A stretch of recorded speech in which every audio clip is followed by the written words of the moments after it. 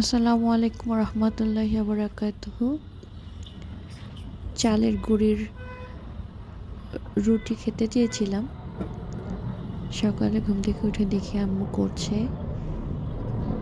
আগে যখন আম্মু সুস্থ ছিল, এখন অসুস্থ।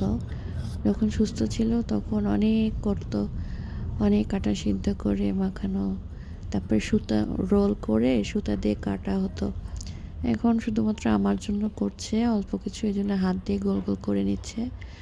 গোল গোল করে একটু চ্যাপ্টা করে রেখে দিলে বানানোর সময় একটার পর একটা নিয়ে বানাতে, রুটি বেলতে আর কি সুবিধা হয়।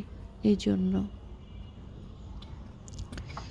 যেভাবে করে রেখে দিচ্ছে, তাতে রুটি বেলতে সুবিধা হবে, ঝটপট করে হয়ে যাবে।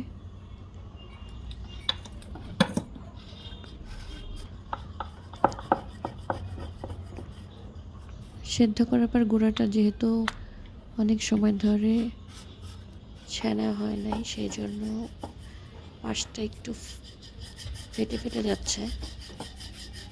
আসলে ছানার জন্য যে পরিমাণ শক্তি প্রয়োগ করতে হবে, মা সেটা করতে পারবে না, এই জন্য করে নাই, এইভাবে করে নিয়েছে। তারপরে রুটি বড় হচ্ছে, পাতলাও হচ্ছে।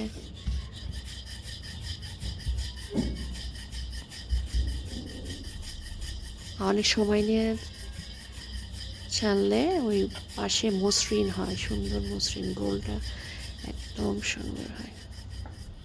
আলহামদুলিল্লাহ।